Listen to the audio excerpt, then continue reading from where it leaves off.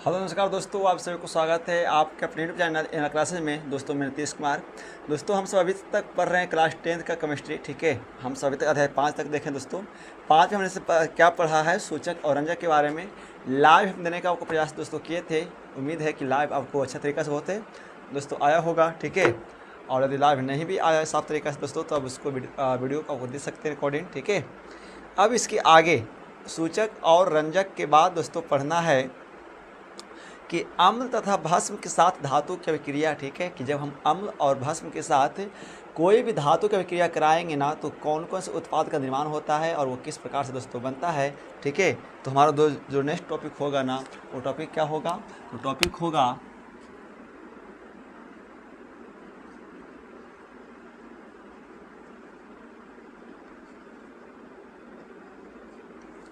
अम्ल तथा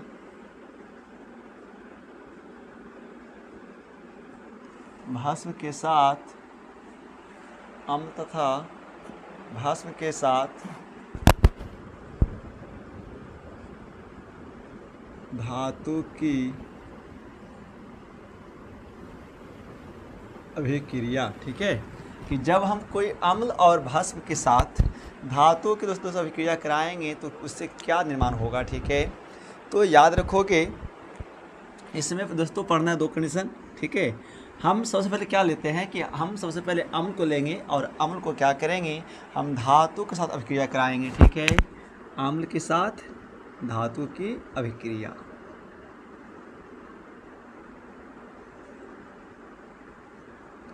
अम्ल के साथ धातु की अभिक्रिया। ठीक है, तो आपको दोस्तों पता है कि जब अम्ल के साथ धातु की अभिक्रिया होती है ना, ठीक है, जब कोई अम्ल होगा और अम्ल के साथ हम जब किसी भी प्रकार के धातु की अभिक्रिया कराएंगे दोस्तों, तो अभिक्रिया करने के बाद हमेशा लवण का निर्माण करेगा और साथ में हाइड्रोजन गैस बनाएगा। क्या बनाएगा, साथ में हाइड्रोजन गैस मुक्त करेगा। ठीक है, याद रखिएगा कि जब कोई दोस्तों अम्ल धातु के साथ अभिक्रिया करता है तो हमेशा वो क्या बनाएगा, हमेशा लवण का निर्माण करेगा और हाइड्रोजन गैस का निर्माण करता है। ठीक है,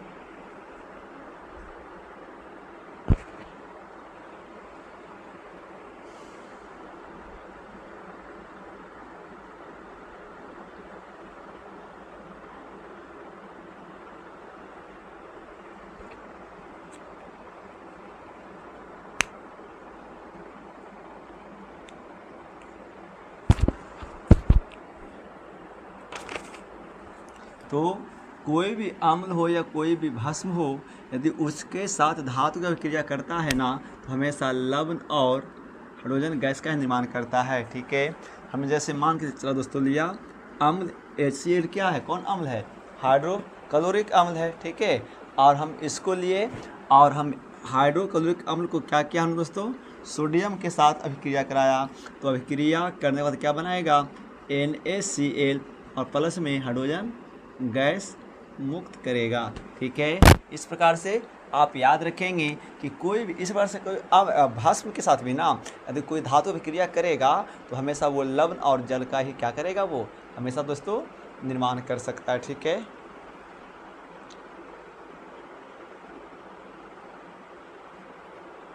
ठीक है, वो क्या करेगा, हमेशा अम्ल और यहाँ पे भस्म का निर्माण करता है। ठीक है जी, यहाँ तक हो गया। चलिए दोस्तों अब क्या है कि यदि हम आगे की बात करेंगे कि अब कोई धातु को लेंगे। ठीक है, यदि कोई धातु का कार्बोनेट हो, धातु का कार्बोनेट। ठीक है, जो अगला जो पढ़ना क्या है, वो पढ़ना है कि जब धातु का कार्बोनेट तथा बाई कार्बोनेट है ना, धातु का कार्बोनेट या बाई कार्बोनेट के साथ धातु का कार्बोनेट तथा बाइकार्बोनेट के साथ किसकी क्या करेंगे, हम सब यहाँ पे सबसे पहले अम्ल की अभिक्रिया कराएंगे। ठीक है, हम सब पहले अम्ल का पूरा देख लेंगे दोस्तों, हम सब उसके बाद क्या करेंगे, भस्म को देखेंगे। ठीक है, चलिए अब है कि यदि जब कोई धातु के कार्बोनेट या कोई भी बाइकार्बोनेट है ना अम्ल के साथ अभिक्रिया करता है तो अभिक्रिया करने के बाद देखिए क्या बनाएगा। धातु का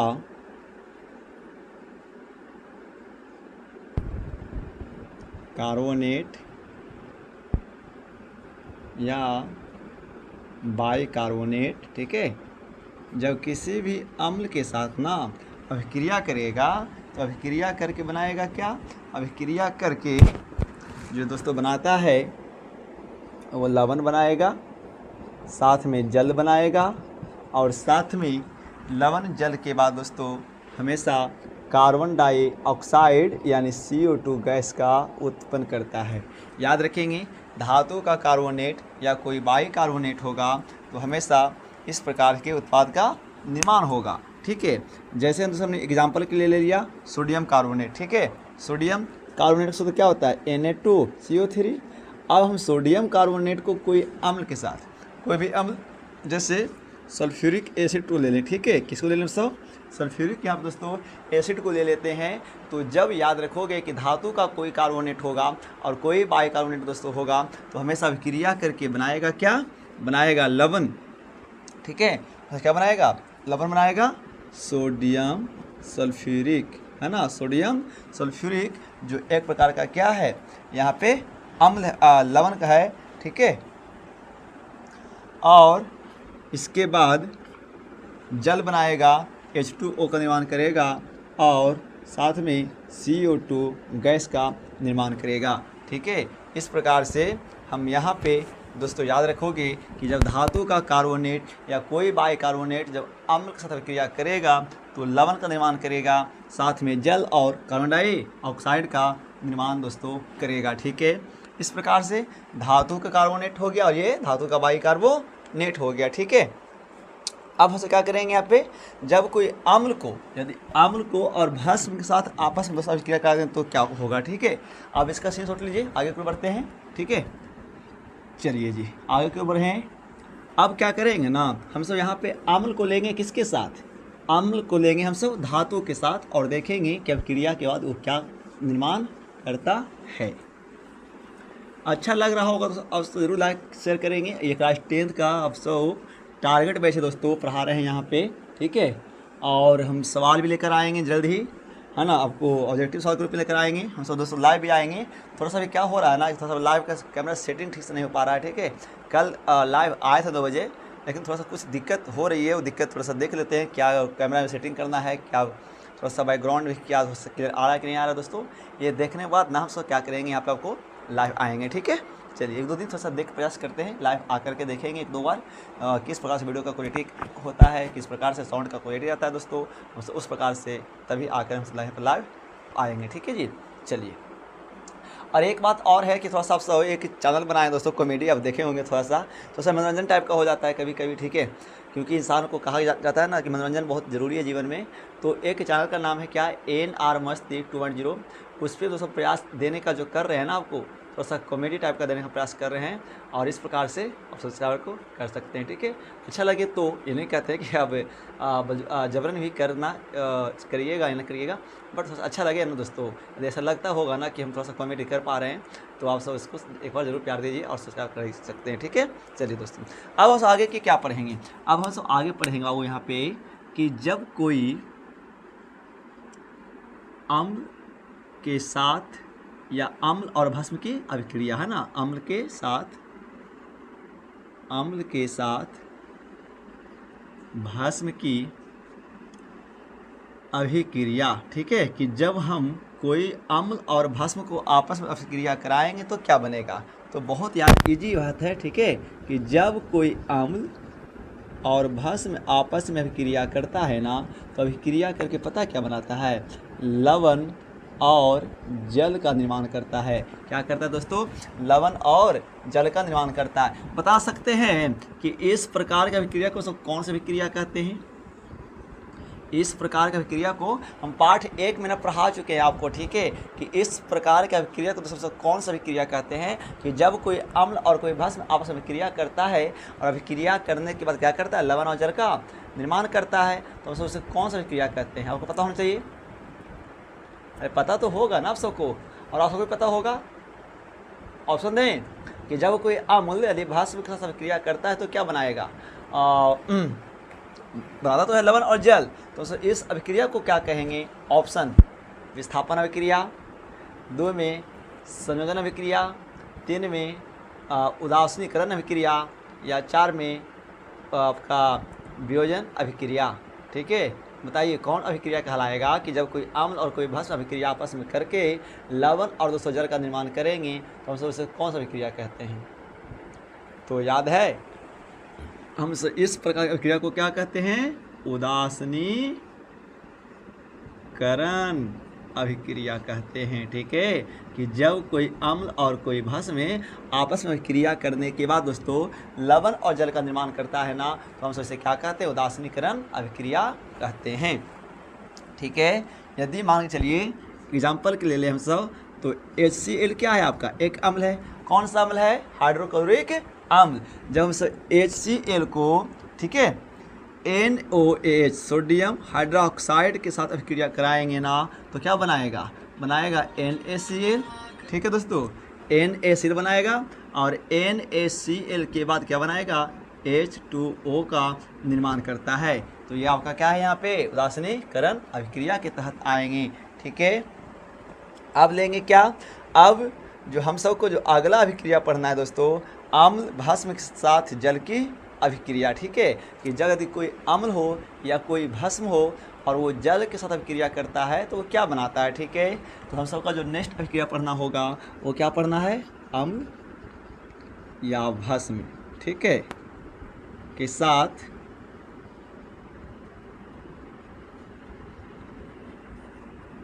जल की अभिक्रिया। ठीक है, जल की अभिक्रिया, अम्ल या भस्म के साथ जल की अभिक्रिया। ठीक है जी, तो याद रखेंगे दोस्तों कि कोई भी अम्ल, ठीक है, कोई भी अम्ल या भस्म जब जल के साथ अभिक्रिया करेगा ना, तो अभिक्रिया करके जो बनाता है हाइड्रोनियम, क्या बनाता है? हाइड्रोनियम का निर्माण करेगा, और साथ में हल्का मात्रा में क्या करेगा? वो ऊष्मा का निर्माण करेगा। क्या करेगा? वो ऊष्मा का निर्माण करता है। ठीक है, यानी जब कोई भी अम्ल दोस्तों और कोई भी भस्म आपस में अभिक्रिया करता है ना, तो अभिक्रिया करने के बाद हाइड्रोनियम का निर्माण करेगा और कुछ मात्रा में ऊष्मा का निर्माण करता है, और यह जो हाइड्रोनियम होता है ना, इस पे माइनस चार्ज होते हैं। क्या होता है? इस पे इससे माइनस चार्ज होता है। ठीक है,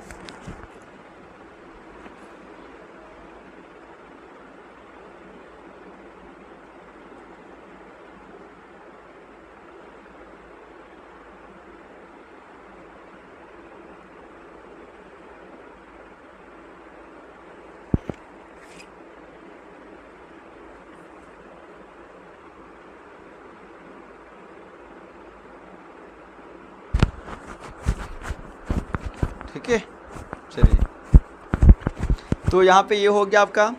इस प्रकार से आगे की बात करेंगे, तो अब क्या करेंगे? धातु के ऑक्साइड के साथ अम्ल की अभिक्रिया को कराएंगे।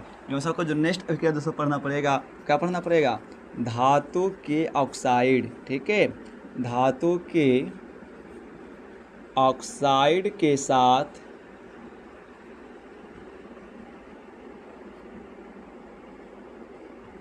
अम्ल की अभिक्रिया। ठीक है, तो याद रखिएगा कि जब धातु के ऑक्साइड, ठीक है जी, धातु के ऑक्साइड दोस्तों यदि अम्ल के साथ अभिक्रिया करता है, तो अम्ल के साथ अभिक्रिया करने के बाद वो क्या बनाएगा? हमेशा लवण और हमेशा जल का निर्माण करता है।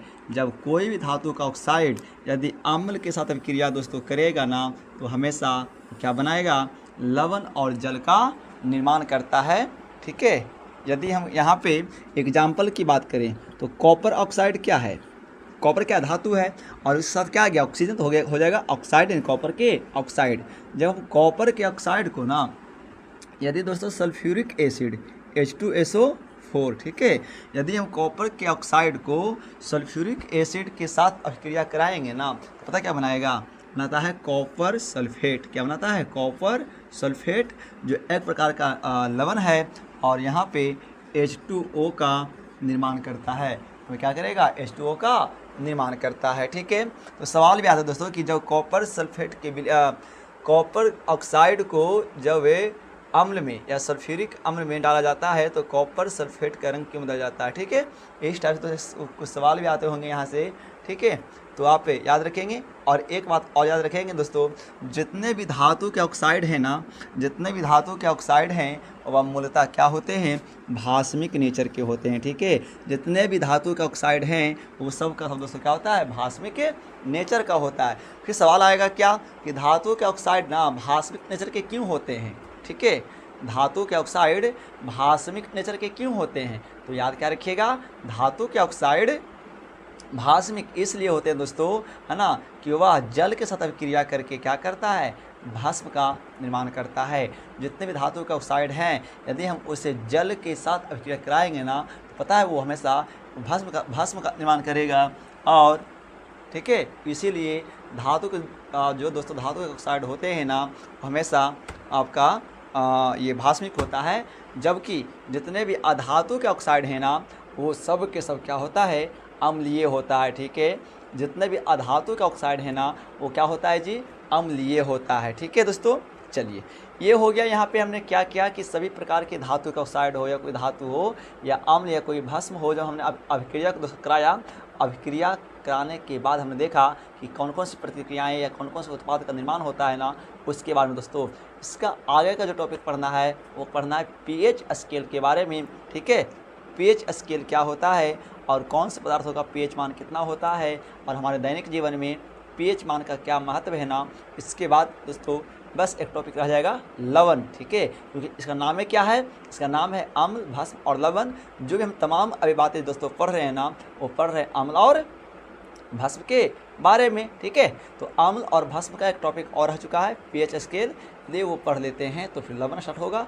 लवण 1 से 2 क्लास चलेगा, यानी अब वीडियो कंटिन्यू मिलेगी दोस्तों। ठीक है, और क्लास 12th वाले का तो प्रयास करेंगे लाइव आने का 11 बजे से। ठीक है, यदि समय मिलता है तो ज़रूर लाइव आएंगे आपके लिए, और अच्छा लगे ना तो ज़रूर शेयर और सब्सक्राइब दोस्तों कर सकते हैं। तब तक नमस्कार, मिलते हैं अगले वीडियो में।